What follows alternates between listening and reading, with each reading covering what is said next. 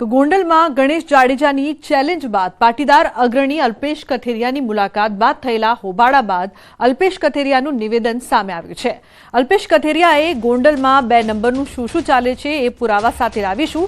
સૌરાષ્ટ્રમાં કહેવત છે કે માની ગાળ કોઈન ખાય ગોળી ખાઈ લે। હવે કાર્યકર્તાનો કોલર પણ ન પકડી શકે એવી તૈયારી સાથે જઈશું। ફરી ગોંડલમાં મજા પડે ત્યારે ફરવા જઈશું એમ પણ તેમણે કહ્યું છે। સુરતના મોટા વરાછા વિસ્તારમાં ગુરુકૃપા ફાર્મ હાઉસ ખાતે કથેરિયા પરિવારનો સ્નેહ મિલન કાર્યક્રમ યોજાયો હતો, જ્યાં અલ્પેશે આ વાત કરી હતી। તમે એમ કહો કે ગોંડલમાં કોઈ આવી ન શકે, તમે માતાના દૂધની વાત કરો, કયા હિસાબે તમે સંસ્કારની વાત કરતા હોય? કોઈ વ્યક્તિ માના દૂધ ઉપર તમને આંગળી છીંદે તો એનો પ્રતિકાર હોય જ, પછી પક્ષ હોય, પાર્ટી હોય, સમાજ હોય, બધું સાઈડમાં। સૌરાષ્ટ્રમાં એક કહેવત છે કે તમારા માને કોઈ પડકારે કે તમને કોઈ ગાળ આપે એ કોઈ ન ખાય, ગોળી ખાઈ લે, ગોળી ખાઈ લે। કોઈ મા ઉપર કહે કે કોઈ ગાળ આપે એ સૌરાષ્ટ્રનો એકય સમાજ ન કરે। આજે અમારી જે આગળની વાતો અમે લઈને જવાના છીએ ગોંડલમાં, આ કાર્યક્રમ પછી મીડિયાએ અમને પૂછ્યું કે હવે તમે ક્યારે આવશો, હવે તમે ક્યારે આવશો અને કઈ એરે નહીં આવો। એક સાહેબ અમે વારે વારે આવશું, જ્યારે અમને મજા પડશે, જ્યારે વેકેશન હશે, જ્યારે શનિ રવિ રજા હશે, અમને એમ લાગશે ફરવા જવું ત્યારે ફરવાના છે। અને હવે જ્યારે જશું ત્યારે અમારા એક પણ ગાડીને કોઈ એક નુકસાન નહીં થાય, હું ખાતરી આપું છું। अन्य समाचार राजकोटથી ईशान मेमण नामना युवकની હત્યાનો મામલો। મુખ્ય આરોપી અમન ચૌહાણની ધરપકડ કરવામાં આવી છે। આરોપીની પૂછપરછમાં હત્યાને લઈને ખુલાસો। પત્નીને પરેશાન કરતો હોવાથી આ હત્યા કરવામાં આવી। અમન સહિત 3 શખ્સોએ કરી હત્યા। અફઝલ અને સાહિલની અગાઉ ધરપકડ કરી છે। તો હત્યા મામલે ખુલાસો થયો છે। ઈશાન મેમણ નામના યુવકની હત્યા કરવામાં આવી હતી। સુરતના કઠોરમાં હત્યાનો પ્રયાસ કરનાર આરોપીએ વકીલ પર હુમલો કર્યો। જામીન પર છૂટ્યા બાદ હત્યાના પ્રયાસના કેસમાં સાક્ષી રહેલા વકીલ પર હુમલો કરવામાં આવ્યો। આરોપી પ્રકાશ મૈસુરિયા અને તેમના પુત્ર આયુષ મૈસુરિયા દ્વારા વકીલ સૌરભ પર ધારિયા વડે હુમલો કરાયો છે। આ હુમલામાં ગંભીર રીતે ઘવાયેલ સૌરભને હોસ્પિટલ ખસેડાયા છે। પોલીસે પિતા પુત્રની ધરપકડ કરી છે। ઉલ્લેખનીય છે કે આરોપી પ્રકાશ મૈસુરિયાએ 2020માં અરવિંદ સોલંકી નામક વ્યક્તિ પર ફાયરિંગ કર્યું હતું। આ ગુનામાં સાક્ષી તરીકે એડવોકેટ સૌરભ હતો, જેને પ્રકાશ મૈસુરિયાએ અવારનવાર સાક્ષીમાંથી હટી જવા માટે ધમકી પણ આપી હતી। આ કામના આરોપી પ્રકાશ કાંતિલાલ મૈસુરિયા અને આકાશ પ્રકાશભાઈ મૈસુરિયા કે જેઓના વિરુદ્ધમાં કામરેજ પોલીસ સ્ટેશનમાં અગાઉ ગુનો દાખલ થયેલો હોય 307નો, એની અદાવત રાખી અને સાક્ષીમાં ફરી જવા માટે દબાણ કરી, ધમકીઓ આપી, અદાવત રાખી એને માથાના ભાગે ધારિયાના ઘા મારી ઈજા પામે। સમાચારનો પ્રવાહ યથાવત રહેશે। હાલ રોકાઈશું એક બ્રેક માટે। આપ જોતા રહો ન્યૂઝ 18 ગુજરાતી।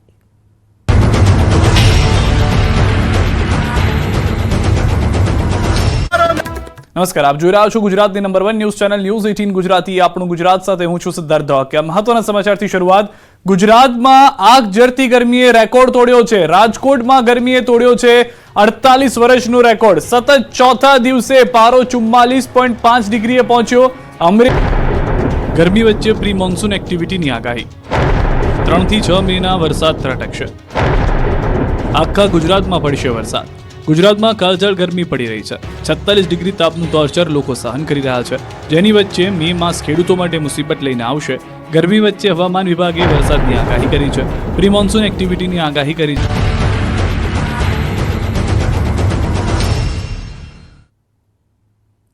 Welcome back. સમાચારમાં આગળ વાત કરીએ તો પંચમહાલ જિલ્લાના ગોધરા ખાતે ગુજરાત સ્થાપના દિવસની રાજ્યકક્ષાની ઉજવણી કરવામાં આવી। આ સમારોહમાં મુખ્યમંત્રી ભૂપેન્દ્ર પટેલ ખાસ ઉપસ્થિત રહ્યા હતા। તેમણે કહ્યું કે વિશ્વભરના ગરવા ગુજરાતી તરીકે ઉભા રહી શકીએ છીએ। આજે પંચમહાલ જિલ્લાને એક જ દિવસમાં 644 કરોડના 85 વિકાસ કામોની ભેટ મળી છે। આપણે વિશ્વભરમાં ગુજરાત ગરવા ગુજરાતી તરીકે ઉન્નત મસ્તકે ઉભા રહી શકીએ છીએ તેવો વિકાસ મોદી સાહેબના નેતૃત્વમાં પાછલા 2.5 દાયકામાં થયો છે। પાવાગઢના મહાકાલી માતાના આશીર્વાદથી આજે એક જ દિવસમાં આ જિલ્લાને 644 કરોડ રૂપિયાના 85 જેટલા વિકાસ કામોની ભેટ આપવાનું મને સૌભાગ્ય મળ્યું છે। તો ગુજરાતના 65માં સ્થાપના દિવસની રાજ્યકક્ષાની ઉજવણી પંચમહાલ ખાતે કરવામાં આવી ત્યારે આ સમારોહ દરમિયાન શિક્ષણ મંત્રી કુબેર ડિંડોરે જણાવ્યું કે આજે ગુજરાતના સ્થાપના દિવસની ઉજવણીનો અવસર મળ્યો છે. સીએમએ વિકાસના કામોની ભેટ આપી છે. પંચમહાલ જિલ્લા માટે સૌભાગ્યનો દિવસ છે. આપણે ગુજરાતનો જે સ્થાપના દિવસની આપણે ઉજવણી કરી છે એની રાજ્ય કક્ષાની ઉજવણી ગુજરાત ગૌરવ દિવસ એ આપણા પંચમહાલના ભાગે મિત્રો આજે આ 65મો સ્થાપના દિવસ ગુજરાત ગૌરવ દિવસની ઉજવણી પણ આપણી વચ્ચે ઉપસ્થિત રહીને કરોડોના જે વિકાસના કામો ને આપણી જનતાને મિત્રો એમને ભેટ ધરી છે. તો 1 મેને ગુજરાતના સ્થાપના દિવસ તરીકે ઉજવાય છે ત્યારે ગુજરાતને અલગ રાજ્ય તરીકે સ્થાપન કરવામાં જેમને પોતાનું આગવું યોગદાન આપ્યું હતું તેવા લોકસેવક રવિશંકર મહારાજની સમાધિ ખાતે શ્રદ્ધાસુમન અર્પણ કરાયા. બોચાસણ ખાતે સાંસદ મિતેશ પટેલ, ધારાસભ્ય કમલેશ પટેલ, ધારાસભ્ય રમણ સોલંકી તેમજ ભાજપ સંગઠન બોરસદના કાર્યકરોએ શ્રદ્ધાસુમન અર્પણ કર્યા અને તેમની સમાધિને નમન કર્યા હતા. રવિશંકર મહારાજે ગુજરાતને અલગ રાજ્યના દરજ્જાની પાયાની ઈંટ મૂકી હતી. ઉલ્લેખનીય છે કે ગુજરાત વિદ્યાપીઠ કે જેઓ આ સમાધિ સ્થાનની દેખરેખ રાખે છે તેવા ગુજરાત વિદ્યાપીઠ બોચાસણ ખાતે તમામ લોકોએ ઉપસ્થિત રહી રવિશંકર મહારાજની સમાધિને નમન કર્યા. રવિશંકર મહારાજ સમાજને નવા વિચારો જ્યારથી એ નાના હતા ત્યારથી એમનું મૃત્યુ થયું ત્યાં સુધી સમાજ કઈ રીતે આગળ આવી શકે અને સમાજમાં કઈ રીતે પરિવર્તન આવી શકે એના પરમ પૂજ્ય રવિશંકર મહારાજે ખૂબ પ્રયત્ન કર્યા હતા અને એના લીધે આપણું ગુજરાત રાજ્ય પણ અલગ થયું. 1 મે 1960 જ્યારે મહારાષ્ટ્રથી ગુજરાત અલગ થયું ત્યારે ગુજરાતના સ્થાપના દિવસે પાયાની ઈંટ કોણ મૂકે એ પ્રશ્ન હતો. ગાંધી નહોતા, સરદાર નહોતા, પણ એમના સંસ્મરણ હતા. ત્યારે આખા ગુજરાતે અને આખા ભારત વર્ષે નક્કી કર્યું કે આ બંનેની ઝાંખી કોઈનામાં હોય, સેવા, સાદગી અને સમર્પણની ભાવના જેનામાં હોય એવા પૂજ્ય રવિશંકર દાદાના હાથે ગુજરાતનો પાયાની ઈંટ મુકાઈ. અને મહત્વપૂર્ણ સમાચારની વાત કરીએ તો અમદાવાદના શાહીબાગ વિસ્તારમાં આવેલી રાજસ્થાન સ્કૂલની મનમાની સામે આવી છે. એક સાથે 200 થી વધુ વિદ્યાર્થીઓને પરિણામ સાથે એલસી પકડાવી દીધા. પ્રવેશ ન આપતા વાલીઓએ શાળા બહાર હોબાળો કર્યો હતો. વાલીઓ એકત્રિત થતા શાળા સંચાલકોએ પોલીસ બોલાવી હતી. શાળાએ જિલ્લા શિક્ષણ અધિકારી સમક્ષ વર્ગ બંધ કરવાની અરજી કરી હતી. ડીઓએ અરજી સ્વીકારી ન હોવા છતાં શાળાએ વિદ્યાર્થીઓને એલસી પકડાવી દીધા. ગત વર્ષે પણ રાજસ્થાન શાળાએ આવી જ રીતે વિદ્યાર્થીઓને એલસી પકડાવી દીધા હતા. એડમિશન માટે પૂછવા ગયા તો સ્કૂલવાળા આમ કહે છે કે હવે અમે 9th ક્લાસ બંધ કરવાના છે. રીઝન પૂછવામાં આવ્યું તો રીઝન બિંગ એ લોકો એવું કહે છે કે અમે લોકો 9th ક્લાસ બંધ કરવાના છીએ કેમ કે અમારી જોડે ફેકલ્ટીસ નથી, ટીચર્સ નથી અને અમે લોકો 8 મહિના પહેલા ડીઓમાં અરજી આપી દીધી છે.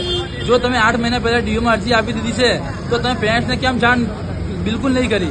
તમે જ્યારે રિઝલ્ટ લેવા આવીએ છીએ જ્યારે અમે લોકો સામેથી પૂછીએ છીએ ત્યારે તમે અમને કહો છો કે 9th ક્લાસ બંધ કરી દેવામાં આવે છે.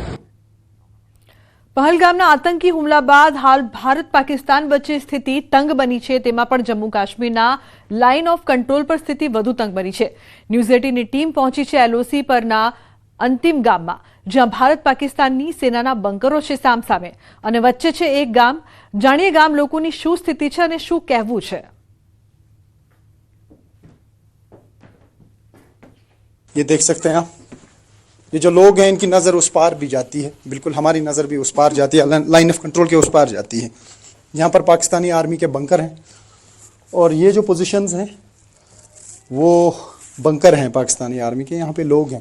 पता है कि क्या अभी माहौल लग रहा है, जिस तरीके से अटैक हुआ पहलगाम में, भारत का कहना है कि पाकिस्तान पे हमला किया जा सकता है, पाकिस्तान को भी लग रहा है हमला किया जा सकता है. और आप यहाँ पे एलओसी पे रहते हैं जहाँ पे बिल्कुल आर पार की जंग फायर आता है, सब हमारे ऊपर